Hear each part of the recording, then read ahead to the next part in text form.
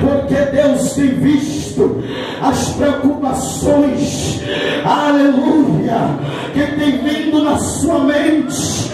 Deus tem visto os vendavais que sopra sem até mesmo a senhora esperar, mas Ele está dizendo: minha filha, hoje eu te trouxe para o meu hospital e estou limpando as veias arteriais do teu coração, e Ele manda te dizer assim: grande é a obra que eu tenho contigo na terra.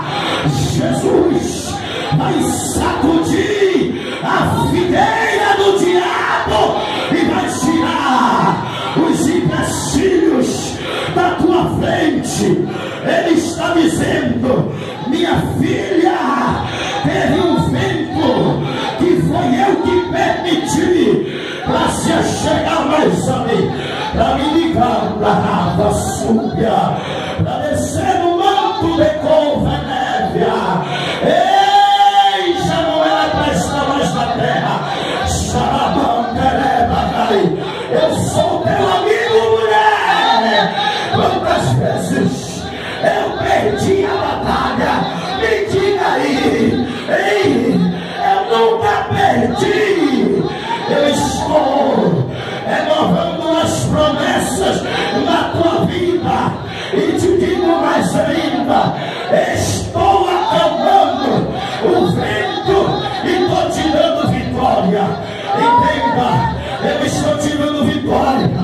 Ei, levante a tua cabeça, porque eu sou teu amigo. Cheiva da voz. É hora de renovar. Ei, é hora de se entregar. É hora de reconhecer que Deus é baluarte, que Deus é poderoso. Já está na hora, viu? Ei, Ele está te dando uma chance. Ele está te dando uma chance hoje. Eu não te conheço, mulher, mas o teu nome está debaixo de um demônio chamado, os pés de um demônio chamado Exucaveira. Alguém fez um trabalho de feitiçaria para um câncer desenvolver dentro do teu estômago e tu descer a sepultura vegetando em cima de uma maca. Deus está amarrado. Meu Deus, alabante o Varras, está mandando o anjo e está tirando agora. Estubinarras, não veio aqui à toa.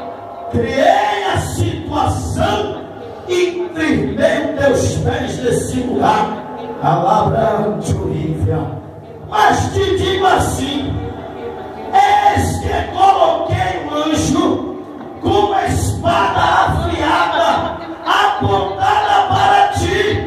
A terra subirá.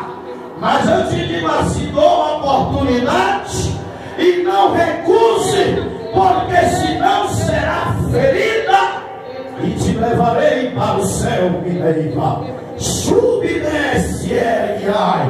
É hora de renovar a aliança, diz o Senhor.